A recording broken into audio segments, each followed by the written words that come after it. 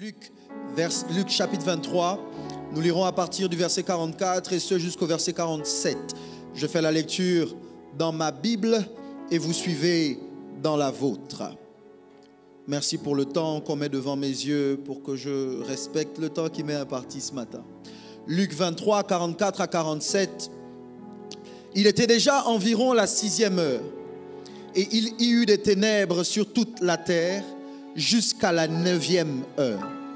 Le soleil s'obscurcit et le voile du temple se déchira par le milieu. Jésus s'écria d'une voix forte: Père, je remets mon esprit entre tes mains. Et en disant ces paroles, il expira.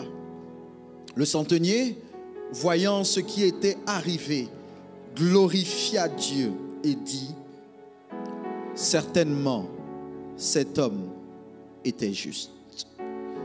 Que quelqu'un dise Amen. Permettez-moi de prier. Notre Dieu, notre Père, nous sommes assemblés autour de toi en ce jour pour entendre les mots, les paroles qui sont nécessaires à la vie. Nous croyons, éternel mon Dieu, comme Pierre l'a dit, que nous ne pouvons aller chez personne d'autre pour entendre les mots qui sont capables d'apporter la vie là où il y avait la mort. Éternel, dans ces temps-ci, encore plus que par le passé, parle à nos cœurs, parle à nos vies, afin que nous ne soyons pas autre chose que ce que tu avais prévu avant même la fondation du monde. Je m'attends à toi et je promets déjà de te rendre toute la gloire. Au nom de Jésus-Christ. Amen. Merci de prendre place pour ceux qui étaient debout.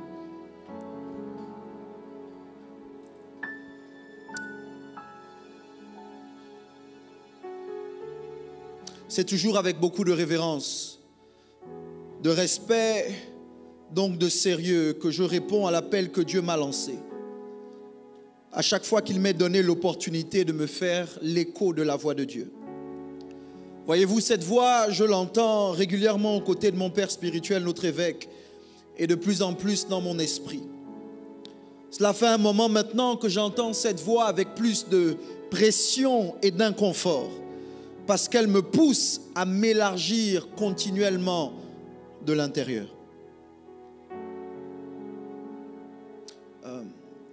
Quelle heure est-il, s'il vous plaît?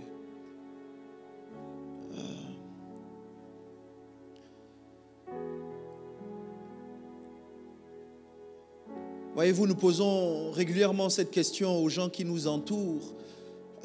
Et parfois, quand nous n'avons personne, nous nous la posons à nous-mêmes. Quelle heure est-il, s'il vous plaît? C'est le titre de mon message ce matin. Regarde quelqu'un à côté de toi ou écris, tweet, quelle heure est-il? Quand nous posons cette question, nous la posons parce que nous nous attendons à quelque chose. En fait, lorsque tu demandes l'heure qu'il est, c'est parce que tu as certainement un rendez-vous avec quelqu'un ou tu es certainement dans l'attente de quelque chose de particulier. Par exemple, lorsque tu ne veux pas manquer une de tes séries préférées, tu demandes quelle heure est-il? Lorsque tu as un rendez-vous prévu avec une personnalité importante ou simplement avec un ami, tu demandes quelle heure est-il? Lorsque tu t'apprêtes à saisir une opportunité, pour être sûr que tu ne la manques pas, tu demandes quelle heure est-il? Beaucoup de gens m'écrivent ces derniers temps face à tout ce qui se passe dans les nations et les gens me disent: pasteur, que dit Dieu? Que signifie tout ce que nous vivons? En d'autres termes, pasteur, à l'échelle des nations, à l'échelle du plan de Dieu, quelle heure est-il? Et si, lorsque nous posons cette question à nos contemporains, à nos amis, à nos frères, ou parfois à nous-mêmes, nous la posons parce que nous voulons être sûrs de ne pas être en retard. Ouais.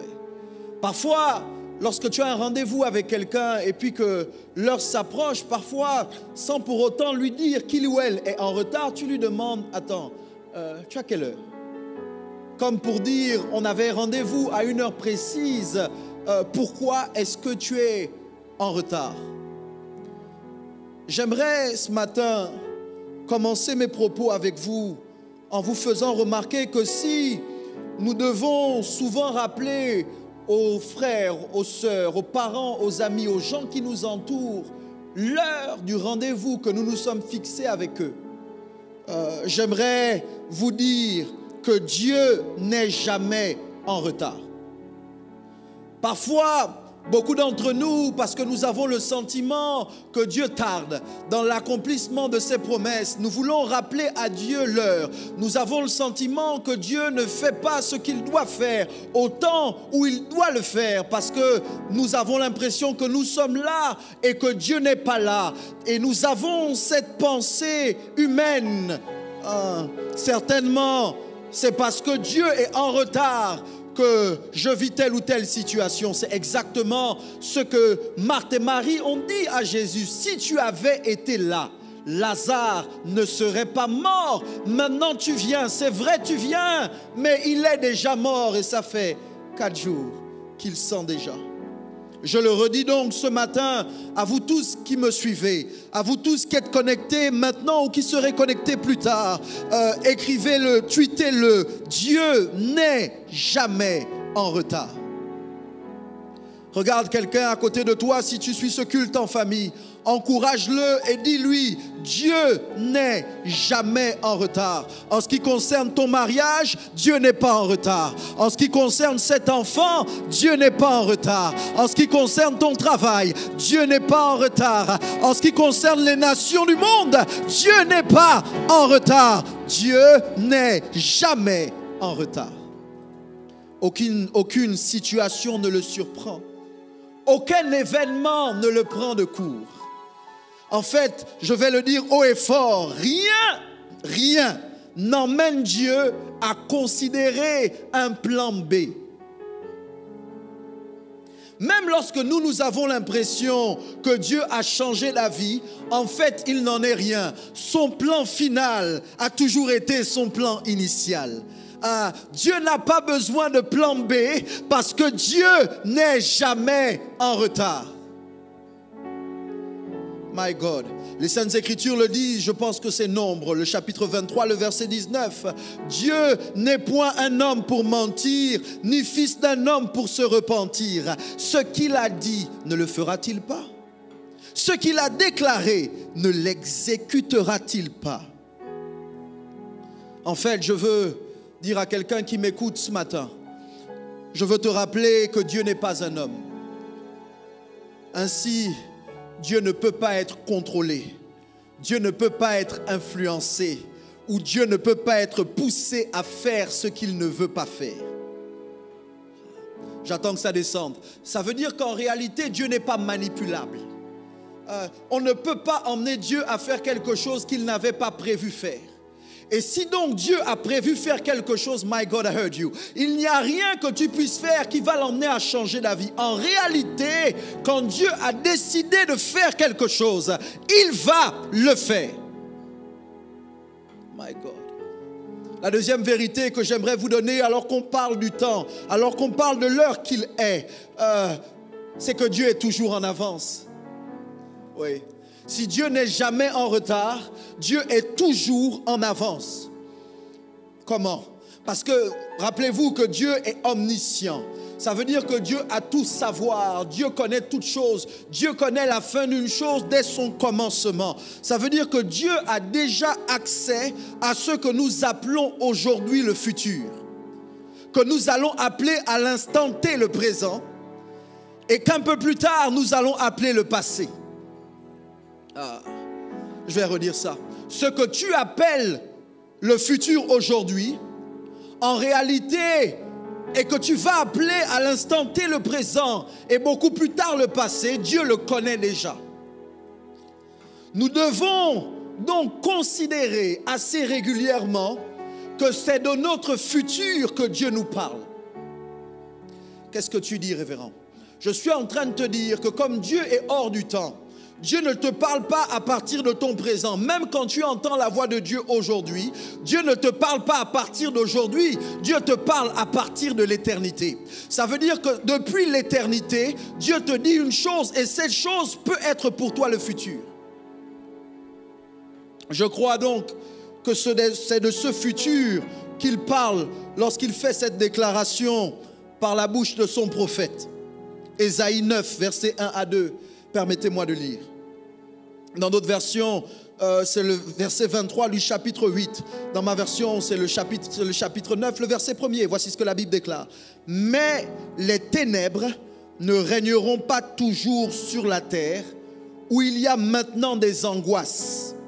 Si les temps passés ont couvert d'opprobre le pays de Zabulon et le pays de Nephtali, les temps à venir couvriront de gloire la contrée voisine de la mer. Au-delà du Jourdain, le territoire des gentils. Le verset 1er.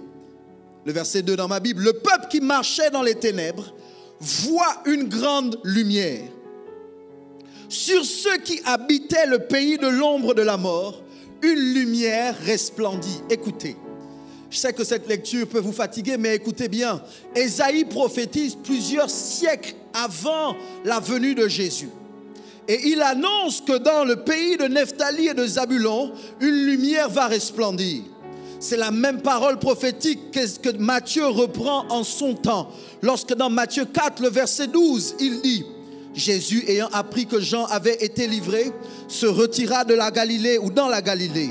Il quitta Nazareth et vint demeurer à Capernaum, situé près de la mer, dans le territoire de Zabulon et de Nephtali, afin que s'accomplisse ce qui avait été annoncé par le prophète. Le peuple de Zabulon et de Nephtali, de la contrée voisine de la mer, du pays au-delà du Jourdain et de la Galilée des gentils, ce peuple assis dans les ténèbres a vu une grande lumière. Et sur ceux qui étaient assis dans la région de l'ombre de la mort, la lumière s'est levée. Écoutez-moi s'il vous plaît. J'essaie de vous dire que lorsque Dieu nous parle, Dieu parle quasi régulièrement du futur. En fait, Dieu n'a pas d'intérêt à te parler du passé parce que ça, tu le connais. Dieu te parle du futur que tu ne connais pas pour te préparer à te positionner correctement pour vivre ce qu'il annonce. La venue de Jésus dans nos vies, tout comme c'était le cas pour les gens du territoire de Zabulon, nous introduit donc dans la lumière. L'apôtre Pierre explique ce voyage des ténèbres à la lumière dans une de ses épîtres.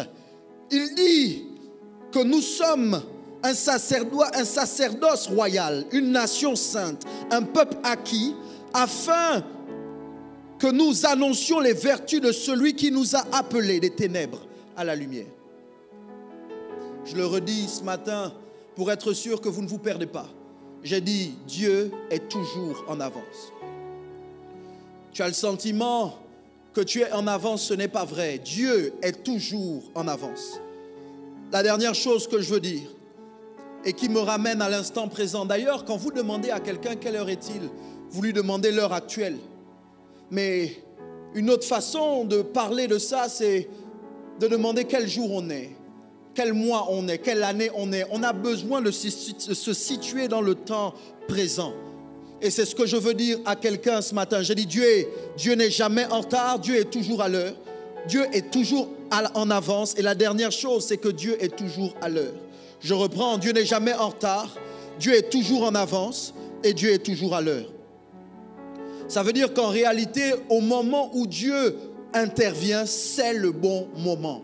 Au moment où Dieu agit, c'est le bon moment. Même quand tu as le sentiment que Dieu prend du temps pour accomplir ce qu'il fait, au moment où Dieu intervient, c'est le bon moment. Écoutez, pour certaines personnes, se marier à 20 ans, c'était le bon temps. Pour d'autres, se marier à 40 ans, c'est le bon temps. Pour certaines personnes, avoir un enfant à 25 ans, c'est le bon temps. Pour Sarah, c'était l'avoir après 80 ans. C'était le bon temps. Pour Marie, avoir un enfant dans son adolescence, c'était le bon moment. Pour Élisabeth, sa parente, l'avoir dans sa vieillesse, c'était le bon moment. Regarde quelqu'un, tweet-le, parle à quelqu'un, écris-le, dis Dieu est toujours à l'heure. Dis-le pour ta propre vie. Parle à ton corps. Parle à ta famille, parle à tes finances, parle à ton foyer, parle à ta santé. Dieu est toujours à l'heure.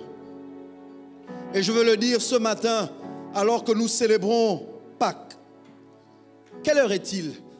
Je veux répondre, c'est l'heure de Pâques. Ce dimanche, c'est l'heure de Pâques. Ce dimanche 12 avril 2020, c'est l'heure de Pâques. Ce qui est célébré partout dans le monde en ce dimanche de Pâques. Et laissez-moi faire rapidement un cours. Pâques, P-A, accent circonflexe, Q-U-E-S, c'est la fête chrétienne que nous célébrons aujourd'hui. Elle est différente de la Pâques sans S, qui est la fête juive qui commémore le sacrifice de l'agneau pascal en Égypte. Pâques avec S, c'est la fête chrétienne. Pâques sans S, ou la Pâques sans S, c'est la fête juive.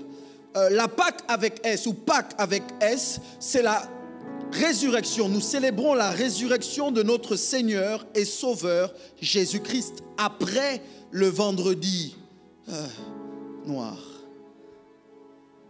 Un article à ce sujet faisait remarquer ce qui suit, et je cite: dans la mesure où l'on ne peut dissocier la résurrection de la crucifixion, on comprend le lien entre Pâques avec S et la Pâque.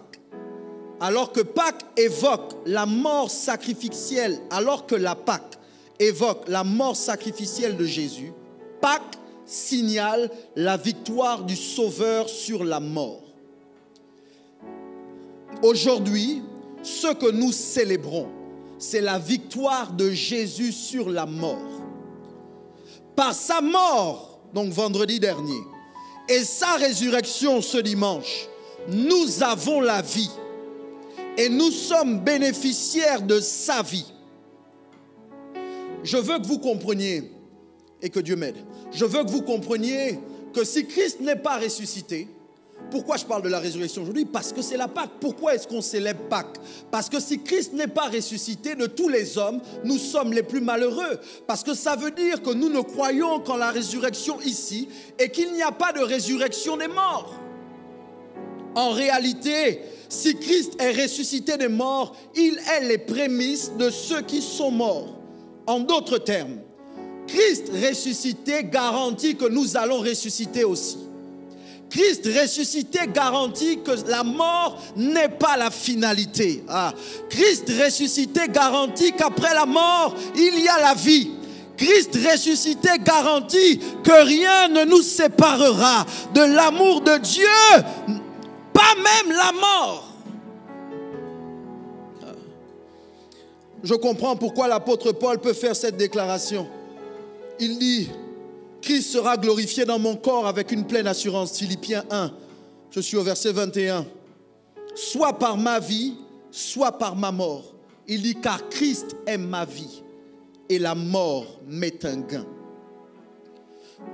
C'est cette assurance que nous pouvons avoir face à la maladie, face au Covid-19, face aux difficultés de la vie, face aux parents que nous perdons, face aux amis qui meurent, face aux gens qui décèdent durant cette période de crise. Nous devons comprendre et nous devons croire que la mort n'est pas la fatalité. La mort n'est pas une fatalité. La mort n'est pas la finalité. Après la mort, il y a la vie.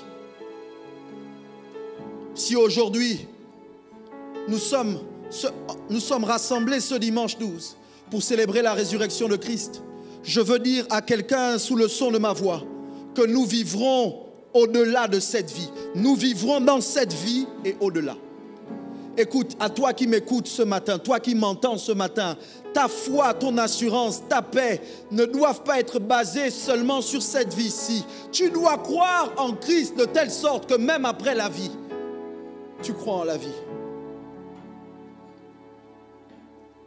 Bref, c'était mon introduction. Si aujourd'hui nous utilisons des montres pour déterminer l'heure, je voudrais vous rappeler que c'est une méthode évoluée. En fait, je voudrais vous rappeler qu'avant les montres, on pouvait déjà savoir quelle heure il était. J'ai fait quelques recherches et si vous êtes dans un endroit isolé, comme dans une forêt par exemple, sans montre, et que vous n'avez personne autour de vous, aucun être humain qui soit capable de vous aider à savoir quelle heure il est, vous pouvez alors vous référer aux éléments créés par Dieu pour vous permettre de reconnaître les temps et les saisons. Si vous êtes dans une forêt, un endroit isolé, en plein jour, vous pouvez, en regardant au soleil, à son positionnement, déterminer quelle heure il est. Et si vous êtes en pleine nuit, la lune aussi peut vous servir pour déterminer quelle heure il est. C'est cette réalité qui m'a emmené, écoutez-moi, à me demander quelle heure il était. Et je reviens sur mon texte de base, quand Jésus était crucifié. Laissez-moi vous rappeler ce que j'ai lu. My God. Regarde quelqu'un à côté de toi. Dis-lui, ça va être bien. La Bible dit, il était déjà environ la 6e heure. Ce n'est pas de cette heure dont il s'agit. La Bible dit, et il y eut des ténèbres sur toute la terre jusqu'à la 9e heure. Le soleil s'obscurcit. Écoutez, la question que je me suis posée, c'est pourquoi est-ce que le soleil va s'obscurcir, sachant qu'il n'était pas l'heure de la nuit. Et vous savez que le soleil a été créé par Dieu pour indiquer les temps et les saisons. Ça veut dire que normalement le soleil donne l'heure. Mais pourquoi est-ce que le soleil va s'obscurcir? Ça veut dire que, quoique étant la 9e heure, ou de la 6e à la 9e heure, le soleil indique qu'il y a une autre heure, il y a une autre saison dans laquelle nous sommes entrés. Quelle heure est-il lorsqu'il fait nuit? Et pour ça, my God, que Dieu m'aide ce matin. Je veux attirer votre attention sur un élément particulier de ce texte. Je veux attirer votre attention sur les ténèbres. Que quelqu'un écrive les ténèbres. Les ténèbres. Les ténèbres. My God, que Dieu m'aide à prêcher ce message. Les ténèbres. Pourquoi les ténèbres sont apparues au moment où Jésus était sur le point de rendre l'esprit? Certaines personnes peuvent considérer, et sûrement à raison, que le ciel n'a pas supporté la vue de ce spectacle où le Créateur était mis à mort par sa créature. Peut-être la création, à l'image du soleil qui s'obscurcit, a fait le choix de cacher sa face pour ne pas avoir à contempler cette scène horrible, cette cruauté indéniable, cette très grande atrocité. Mais pour répondre à cette question, il est important que nous repartions au commencement.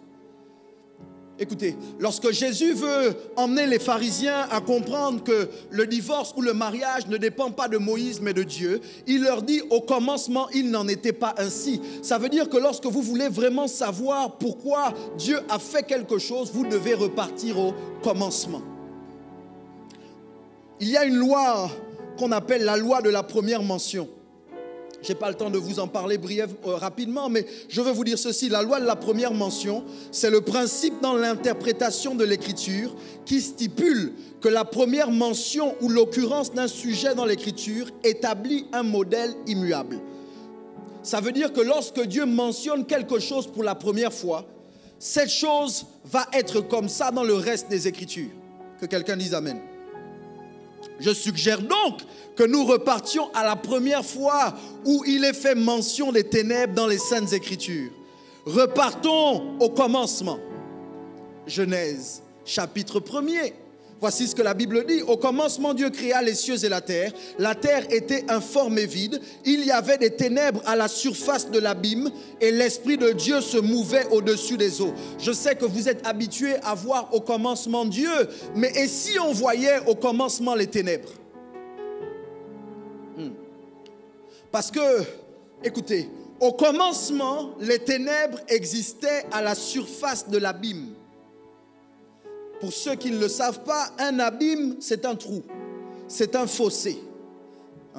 Ce que j'essaie de vous dire, c'est que si on vous dit que les ténèbres sont à la surface de l'abîme, donc les ténèbres sont à la surface, en dessous des ténèbres, il y a l'abîme. Ça veut dire que les ténèbres cachent un trou, un fossé. Les ténèbres cachent une opportunité. Les ténèbres cachent quelque chose. Écoutez. Daniel 2, 22 dit, il révèle ce qui est profond et caché, il connaît ce qui est dans les ténèbres, et la lumière demeure avec lui. Job 12, 22, je vais rapidement, il met à découvert ce qui est caché dans les ténèbres, il produit à la lumière l'ombre de la mort. Maintenant, écoutez-moi bien, que Dieu m'aide. J'essaye de vous dire, suivez-moi, j'essaye de vous dire que les ténèbres sont plus vieilles que la lumière sur la terre.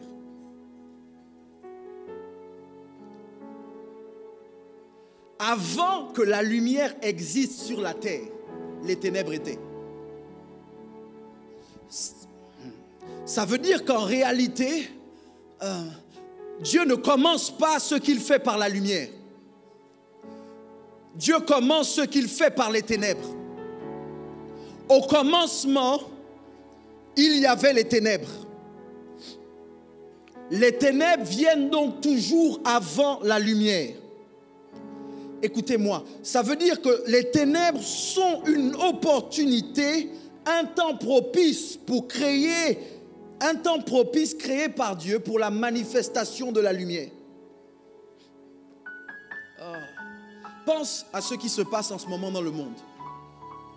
On peut dire qu'il y a les ténèbres. Pense à ce qui se passe dans ta famille. On peut dire qu'il y a les ténèbres. Pense à ce qui se passe dans ton corps. On peut dire qu'il y a les ténèbres. Mais j'essaye de te dire que les ténèbres cachent quelque chose. J'essaye de te dire qu'au lieu d'avoir les yeux fixés sur les ténèbres, tu dois avoir les yeux fixés sur ce qu'elles cachent. Écoutez, quand Marie et les autres femmes vont à la tombe pour embaumer Jésus, elles vont dans les ténèbres parce que Jésus est mort. Sauf que les ténèbres du vendredi cachaient la résurrection du dimanche.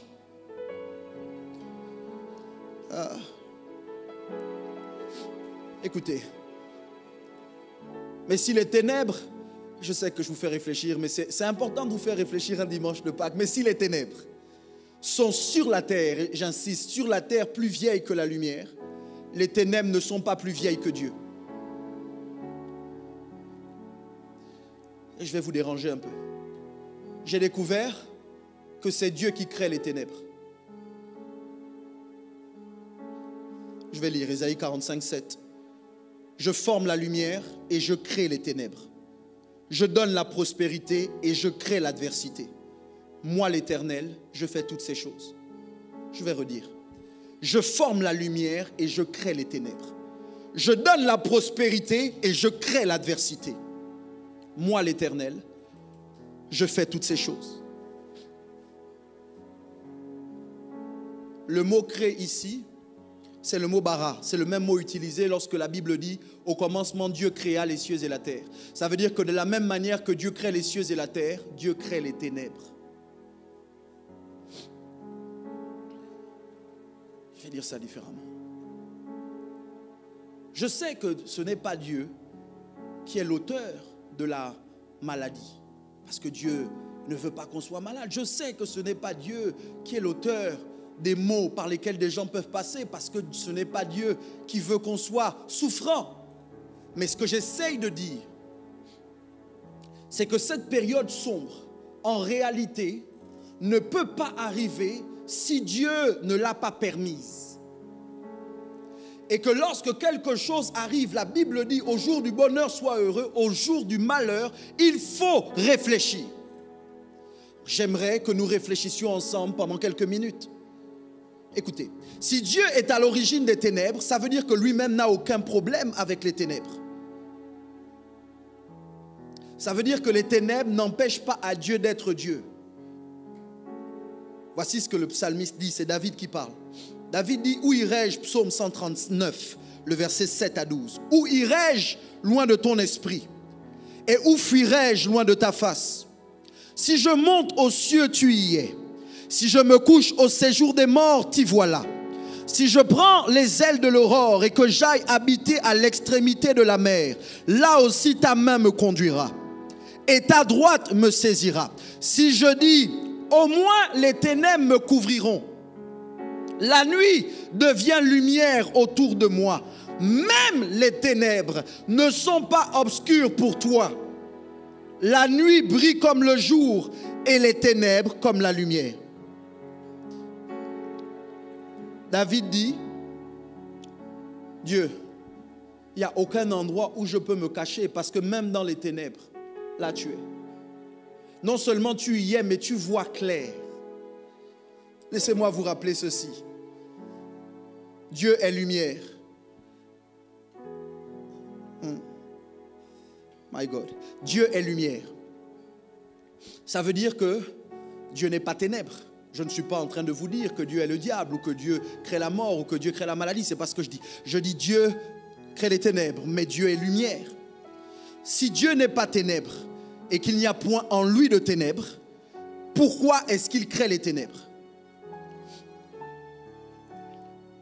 Et là, je veux commencer à aider quelqu'un ce matin. C'est la Pâque, c'est Pâques, c'est Pâques. Pourquoi est-ce que Dieu crée les ténèbres si lui-même n'est pas ténèbres? Écoutez-moi, Dieu crée les ténèbres pour y cacher quelque chose. Dieu crée les ténèbres pour s'y cacher lui-même. Salomon comprend ça. Et c'est plein de sagesse divine que Salomon dit en 1 Roi 8, le verset 12. Je vous donne la référence, je lis.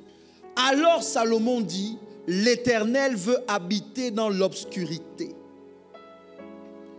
L'Éternel veut habiter dans l'obscurité. Exode 20, verset 21. Et le peuple se tint loin. Et Moïse s'approcha de l'obscurité profonde où Dieu était. Ça veut dire qu'à chaque fois que Dieu veut se cacher, Dieu est lumière, mais il ne se cache pas à la lumière. Quand Dieu veut se cacher, Dieu se cache dans les ténèbres. Ça veut dire qu'à chaque fois que Dieu veut qu'on le cherche, Dieu ne se cache pas dans la lumière parce que nous allons le chercher dans la lumière. Dieu ne se cherche pas dans la lumière, Dieu se cherche dans les ténèbres. Ça veut dire qu'en réalité, quand les choses ne vont pas bien pour toi, c'est une opportunité de chercher Dieu. Dieu est en train de se cacher dans ton problème et il veut que tu le cherches au milieu de ce problème. Dieu est en train de se cacher dans cette situation et il veut que tu le cherches au milieu de cette situation. Je comprends pourquoi Jacques dit, si quelqu'un est dans la souffrance, qu'il prie. Ça veut dire que Dieu se cache dans ta souffrance. Église, écoute. Ça veut dire que quand le monde va mal, Dieu veut qu'on le cherche. Quand les choses ne vont pas bien dans ton couple, c'est une opportunité pour chercher Dieu. Quand tu ne vas pas bien dans ton corps, c'est une opportunité pour chercher Dieu. Quand tes finances ne vont pas bien, c'est une opportunité pour chercher Dieu. Je dis la crise que connaissent les nations de la terre sont ou est une opportunité pour chercher Dieu. Covid-19 est une opportunité pour chercher Dieu.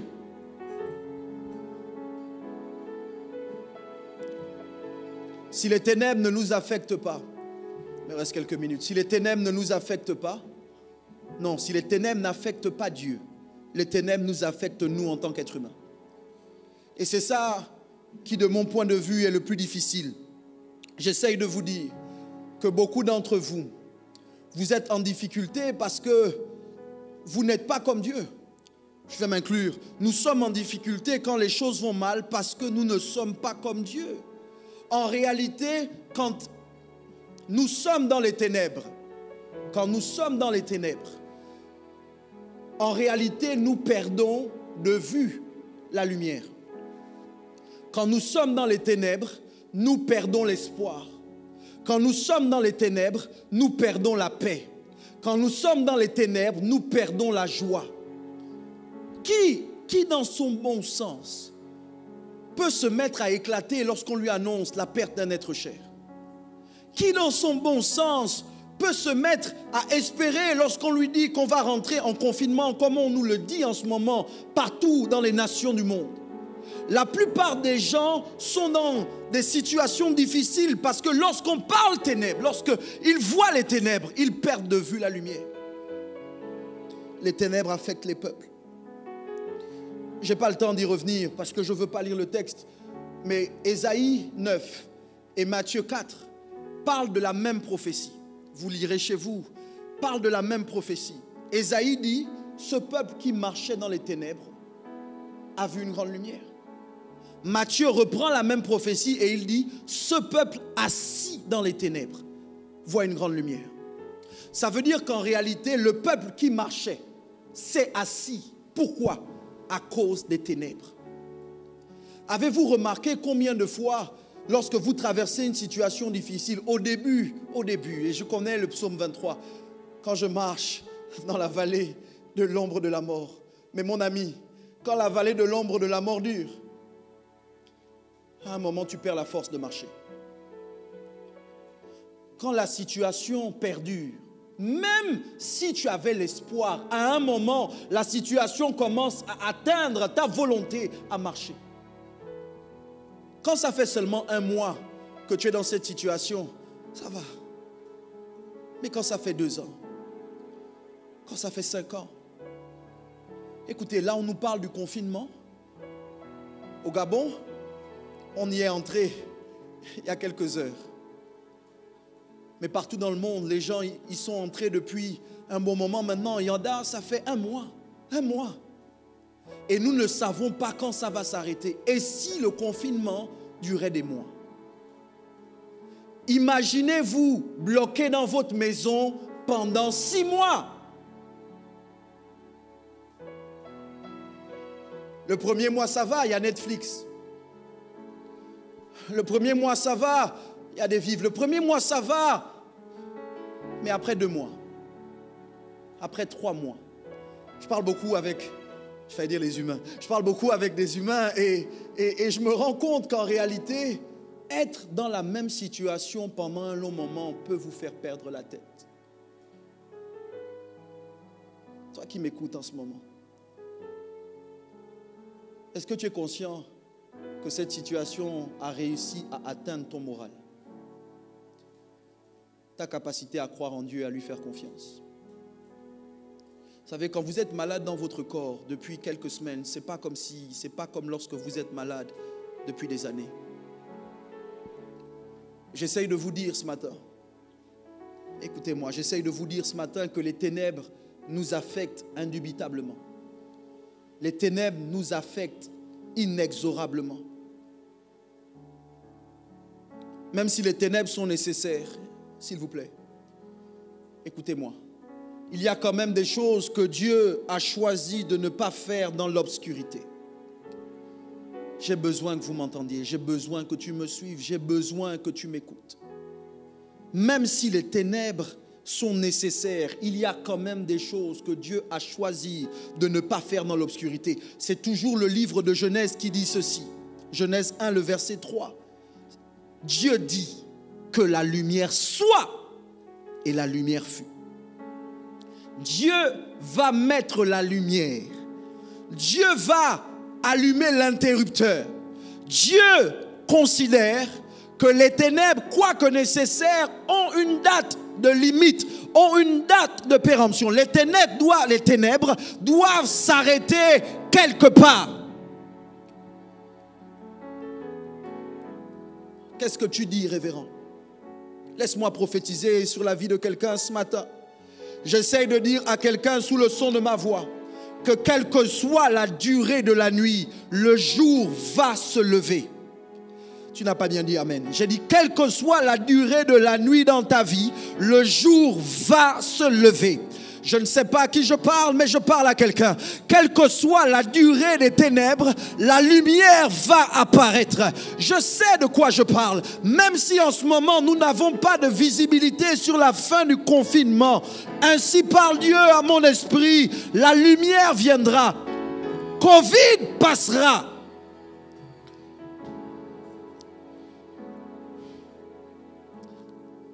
Puisque nous ne sommes qu'ensemble, je veux vous faire remarquer quelque chose de crucial. Que Dieu m'aide. Je vous ai dit que les ténèbres sur la terre étaient plus anciennes que la lumière. Mais j'ai parlé de la lumière manifestée, la lumière déclarée. Ça veut dire que lorsqu'il y avait les ténèbres, Dieu a dit que la lumière soit. Et la lumière fut. Michel Amour. Quand Dieu a parlé, Dieu a dit que la lumière soit et la lumière fut. Qu'est-ce que ça veut dire? Écoutez-moi s'il vous plaît.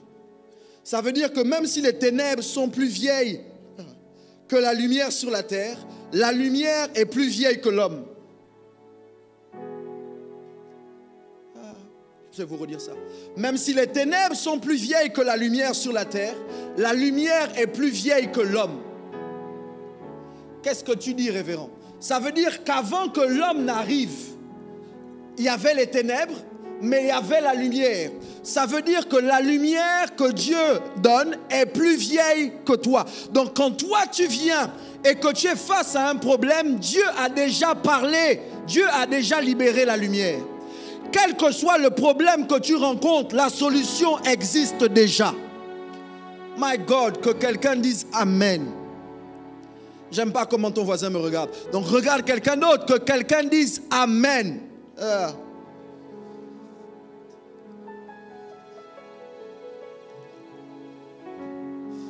Je ne sais pas si je dois vous dire ça. Comment je vais vous prêcher ça?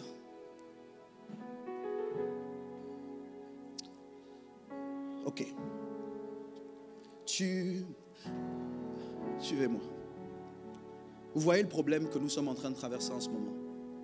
La nouvelle que je suis en train de dire, que je suis en train d'annoncer à ce dimanche de Pâques, en ce dimanche de Pâques, c'est que la solution existe déjà. Tu vois le problème par lequel tu passes en ce moment? Je suis en train de te dire que la solution existe déjà. Qu'est-ce que tu dis, révérend? Je dis que la solution vient avant toi. Et j'essaye de vous dire que la lumière que Dieu va libérer, la lumière est sortie de la bouche de Dieu. Ce n'est pas l'homme qui a créé la lumière, mais l'homme devait la capter, l'homme devait la saisir. Ça veut dire qu'en réalité, la lumière que Dieu libère vient de Dieu et c'est à nous les hommes de la saisir. Aide-moi, c'est pas grave. On est en direct, mais c'est pas grave. Prends-moi mon téléphone et jette-le-moi. Prends-moi mon téléphone, jette-le-moi. Jette mon téléphone. La lumière, le téléphone, ce n'est pas moi qui l'ai créé. Le téléphone me vient de quelque part. Ma responsabilité n'est pas de créer le téléphone, mais c'est de le saisir. Je suis en train de dire à quelqu'un ce matin, il faut que tu m'entendes, que la solution à ton problème existe déjà, mais il faut que tu la saisisses, il faut que tu la captes, il faut que tu la reçoives.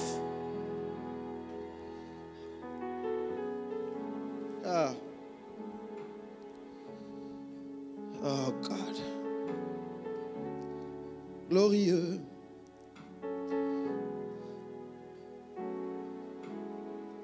Ok.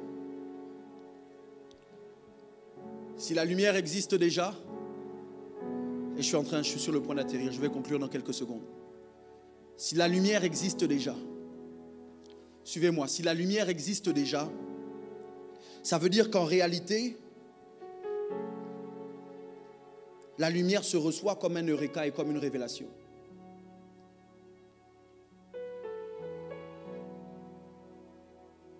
Si la lumière existe déjà, elle se reçoit comme un eureka ou comme une révélation.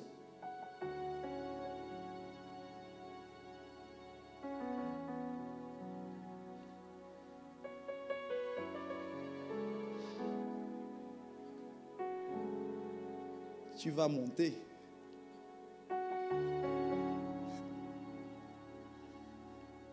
Tu vas monter.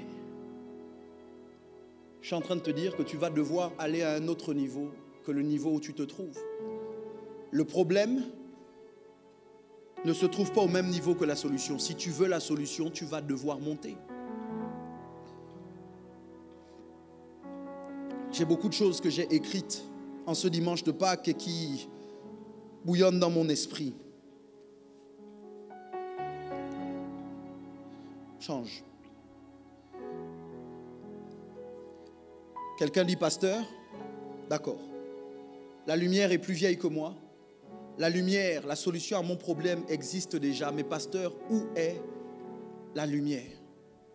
Pasteur, où est la lumière? Où est la solution? Où est la lumière? Stop. Pourquoi vous m'embrouillez? Pourquoi vous me regardez?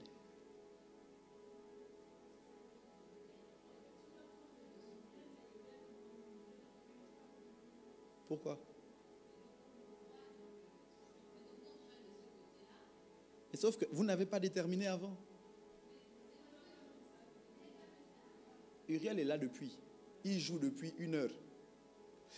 Ah, les enfants aussi. Jésus de Nazareth. Tu dis? Mais parce que je ne peux pas continuer à vous regarder et vous voir faire les messes basses. Ça me déconcentre. Tu dis? Non, c'est pas ça. C'est-à-dire que vous allez faire le montage.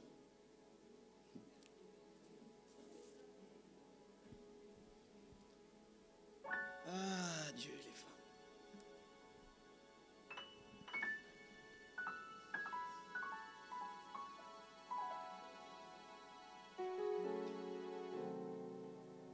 La question que certains vont me poser ce matin, c'est: pasteur, où est la lumière? Pasteur, je vois les ténèbres, mais je ne vois pas la lumière. Pasteur, tu es en train de dire que la lumière existe déjà. Pasteur, tu es en train de dire que face à cette situation, dans mon foyer, il y a déjà la lumière, mais je ne vois que les ténèbres. Tu es en train de dire que face à la maladie, il y a déjà la lumière, mais je ne vois que les ténèbres. Tu es en train de dire que dans les nations, il y a déjà la lumière, que les ténèbres n'ont pas précédé Dieu. Dieu les a créés, mais si nous sommes là, c'est que Dieu a déjà pourvu à la lumière. Pasteur, où est la lumière?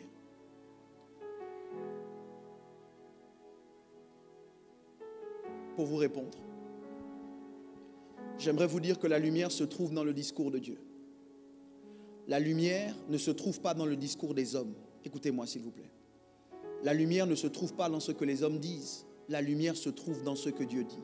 C'est Dieu qui a dit que la lumière soit. Si tu veux voir la lumière, si tu veux entendre la lumière, si tu veux recevoir la lumière, il faut entendre Dieu parler. Ma difficulté dans ces temps-ci, c'est que beaucoup de personnes écoutent ce que les hommes disent. Mais je veux vous rappeler que les hommes parlent comme le diable. Je veux vous rappeler que les hommes pensent comme Satan. Et que si nous voulons prendre le dessus sur le diable, nous ne pouvons pas nous permettre d'écouter seulement ce que les hommes disent. Écoutez-moi s'il vous plaît. Il nous faut entendre Dieu. Qu'est-ce que Dieu dit au sujet de ce que tu vis? Tu ne peux pas te limiter, tu ne peux pas te restreindre à ce que les hommes ont dit. Qu'est-ce que Dieu dit au sujet de ce que tu vis? Quel est le discours de Dieu au sujet de ce que tu vis?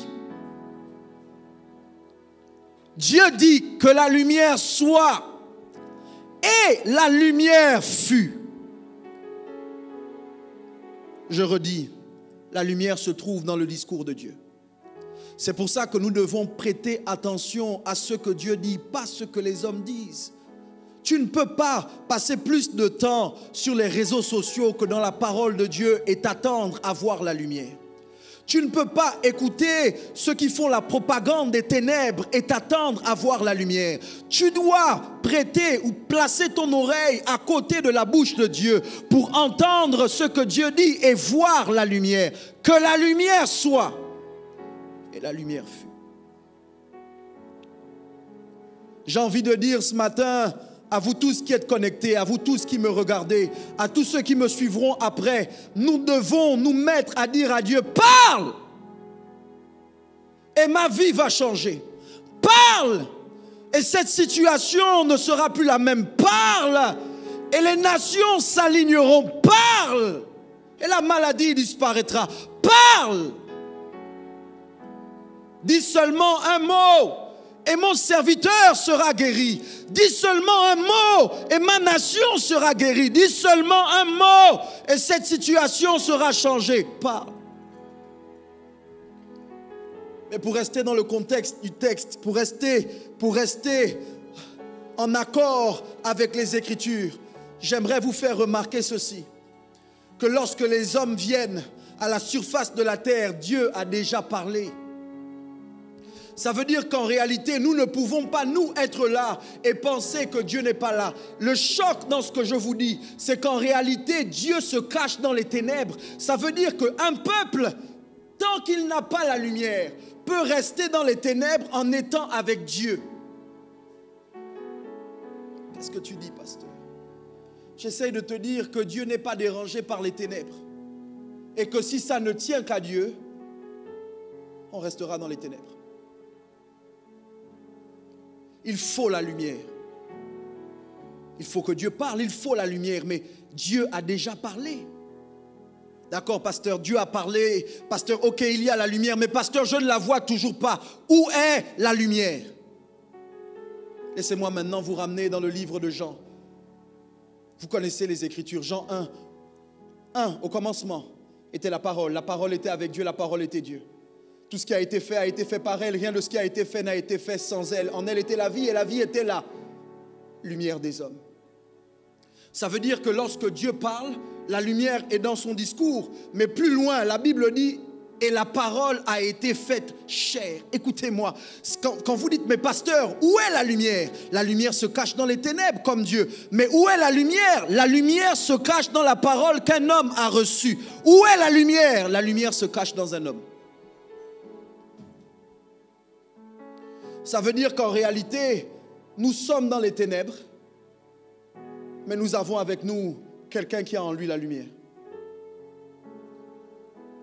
Je ne sais pas si vous m'entendez ce matin. Écoutez, je suis en train de vous dire que nous sommes dans les ténèbres et Dieu est là avec nous. Nous sommes en plein Covid-19. Nous sommes confinés chez nous à la maison et Dieu est là avec nous. Mais j'essaie de vous dire que de la même manière que Dieu est là, les ténèbres sont là, la lumière est là aussi. Où est la lumière? La lumière est cachée dans quelqu'un. La lumière est cachée en un homme. J'ai dit tout à l'heure quelque chose de choquant et je vais le redire. Si on laisse cette situation entre les mains de Dieu seulement, elle ne changera pas. J'ai lu un article récemment qui est paru en 2017.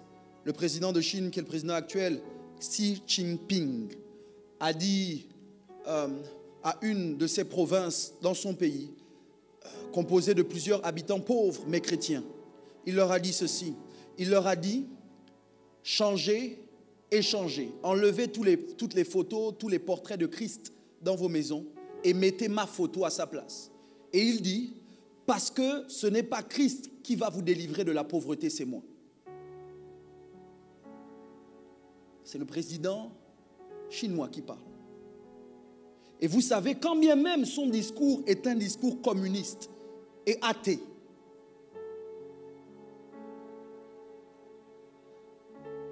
j'ai envie de lui donner un peu raison. Je ne dis pas qu'il a raison sur le fait qu'il doit prendre la place de Christ, mais je suis en train de dire qu'il y a des choses que lui doit faire et que Christ ne fera pas.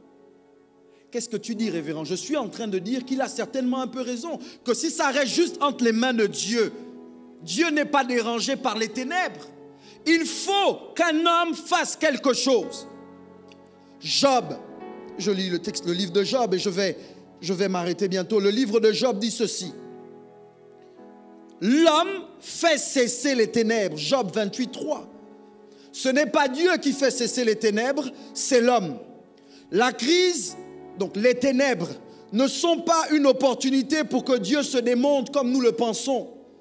C'est une opportunité pour que l'homme dans lequel Dieu a mis la lumière soit révélé. Je suis en train de dire que la crise sur la terre n'est pas l'affaire de Dieu, mais l'affaire d'un homme. Je suis en train de dire que c'est un homme qui va faire cesser les ténèbres.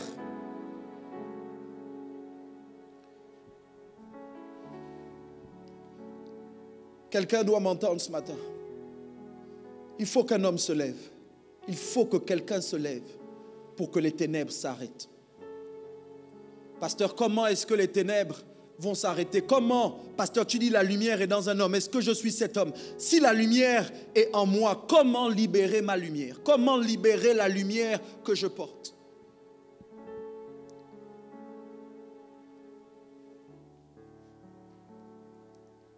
Écoutez-moi. Comment libérer la lumière renfermée à l'intérieur d'un homme? La réponse, le sacrifice.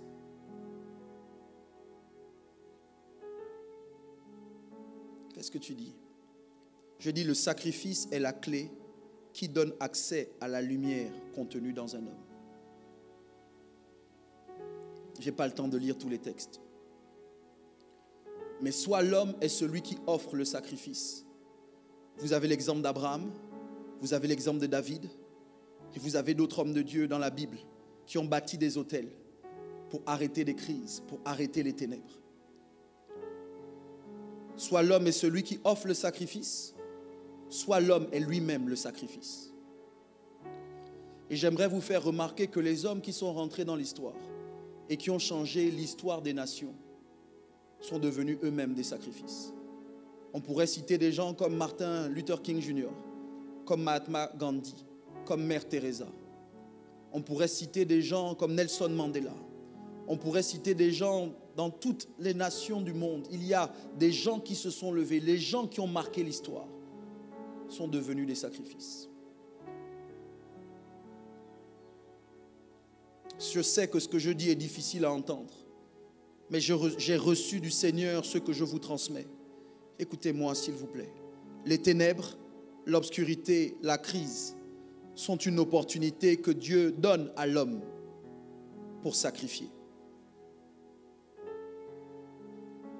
Quelle heure est-il? Quelle heure est-il? Quelle heure est-il, pasteur? Les gens disent, pasteur, avec tout ce qui se passe, est-ce que c'est l'heure du retour de Jésus? Est-ce que ce qu'on vit annonce que Jésus revient dans quelques jours? Est-ce que ce qu'on vit annonce que Jésus revient la semaine prochaine? Écoutez-moi, je crois au second avènement de Christ et je crois que Jésus va revenir. Mais je ne crois pas que Covid-19 soit là pour annoncer que Jésus revient demain. Je crois que Covid-19 est là pour indiquer que c'est l'heure du sacrifice. Quelqu'un dit, pasteur, quelle heure est-il? Voici ma réponse, c'est l'heure du sacrifice. Pourquoi les ténèbres au moment où Jésus est crucifié? Parce que la lumière ne brille que dans les ténèbres.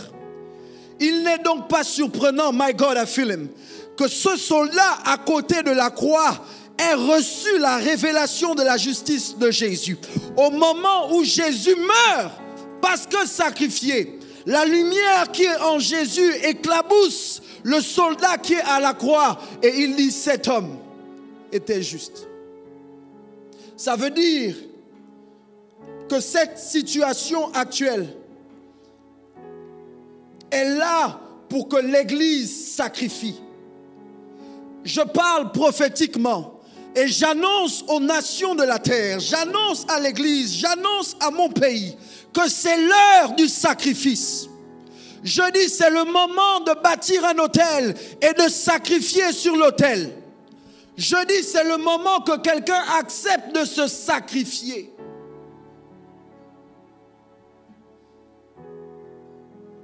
Il y a quelques années, en 2016, nous étions à Port-Gentil en pleine convention CRN. Quand notre évêque a pris la parole, et en nous parlant à tous, il a parlé spécifiquement aux Port-Gentillais en disant deux choses que je vais paraphraser ce matin. La première chose qu'il a dite, il a dit que personne ne bouge. À cette époque, beaucoup de Port-Gentillais voulaient quitter Port-Gentil pour partir de Port-Gentil et s'installer ailleurs.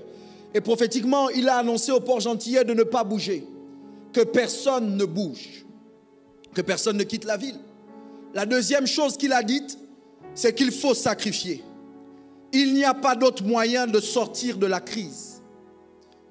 Écoutez, ces deux phrases sont encore d'actualité.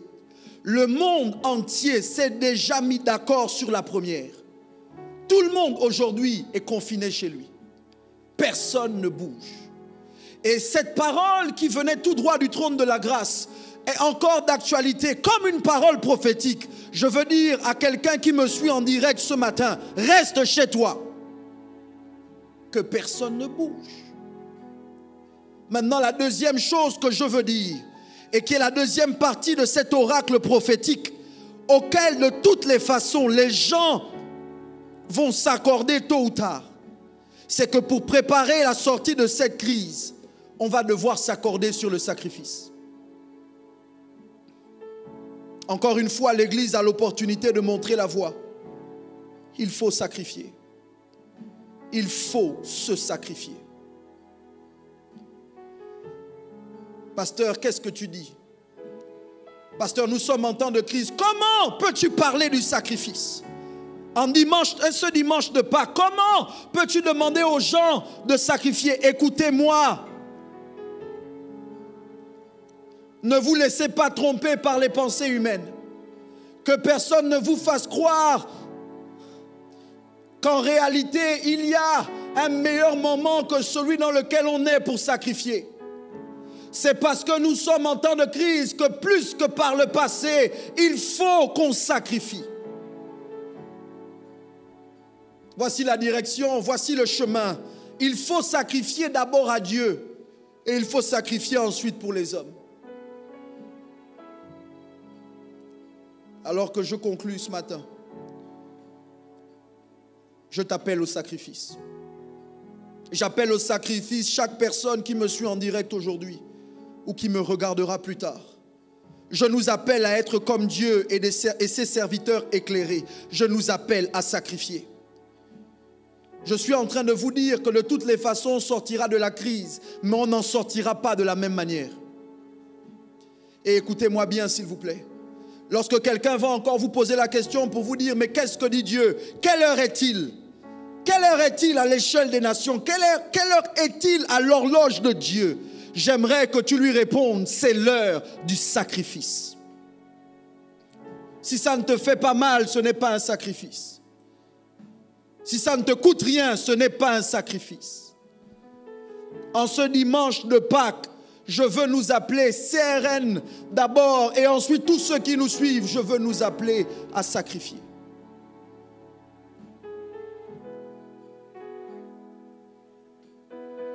Les gens vont certainement, à cause de la crise, thésauriser. Garder l'argent par devers eux en disant on ne sait pas combien de temps ça va durer. Mais moi je vous dis que c'est dans ces moments-là où en réalité, alors qu'on fait preuve de sagesse, on doit aussi faire preuve de foi. Soit Dieu est Dieu, soit ce qu'on dit est la vérité, soit le sacrifice marche vraiment, soit il ne marche pas. Mais si tu crois que ça marche, ça doit se voir par ton action. Il faut qu'on sacrifie. C'est le moment pour nous maintenant de prendre parfois de notre propre subsistance et de décider de la donner à Dieu ou de la donner à un frère ou à une sœur. Tu as plus que ton voisin. Pendant ces temps de crise, tu vas devoir prendre et sacrifier une partie et aider quelqu'un à côté de toi. Et ça, beaucoup de gens le comprennent parce que vous réagissez aux dons qui se font ci et là.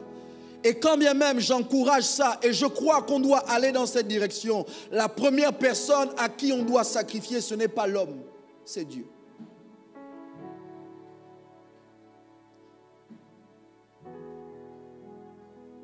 J'ai commencé mes propos ce matin en demandant l'heure. Je conclus mes propos aujourd'hui en vous donnant l'heure. C'est l'heure du sacrifice.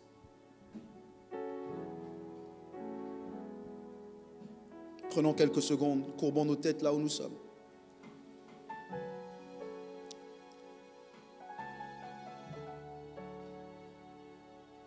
J'aimerais que tu prennes quelques secondes pour parler à Dieu. Après avoir entendu sa parole, après avoir entendu sa voix. J'aimerais que tu prennes quelques secondes et que tu te présentes devant Dieu comme étant toi-même le sacrifice. Parce que c'est d'abord toi que Dieu veut, c'est tout toi que Dieu veut. Mais ensuite, je veux que tu te présentes à Dieu comme étant aussi celui qui doit faire le sacrifice. Parce que quand bien même c'est toi que Dieu veut, Dieu s'attend à ce que tu te donnes en lui donnant. Certains m'entendent ce matin et se disent « Pasteur, tu ne peux pas être sérieux dans ce que tu dis. » Et je dis « Oui, je suis très sérieux. » On doit sacrifier. On va devoir prendre de notre argent et le donner à Dieu davantage. On va devoir prendre de notre temps et l'investir. Alors qu'on ne peut pas bouger. Si toi, tu ne peux pas bouger, tu peux envoyer ton sacrifice.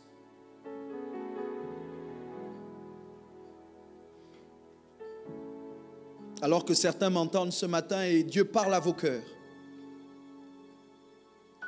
je vais vous demander simplement, dans les temps qui viennent, dans les jours qui viennent, dans les heures qui viennent, alors que vous avez pris la décision de sacrifier, commencez à le faire et soyez obéissants à ce que Dieu vous dit. Il y a quelqu'un sous le son de ma voix aujourd'hui, c'est à Pâques que Dieu te demande de sacrifier. Ce jour qui symbolise la résurrection de son Fils. Ce jour qui indique qu'on est passé de la vie à la mort. Permettez-moi de prier. Père de toute éternité, accomplis ce que j'ai annoncé, car tu accomplis ce que prédisent tes envoyés. Fais-le. Qu'il y ait, je te prie, une activité claire et palpable de ton esprit à ma parole, et qu'il y ait des témoignages pour ceux qui vont sacrifier d'une espèce rare. C'est au nom de ton Fils Jésus que j'ai prié. Et le peuple de Dieu dit Amen.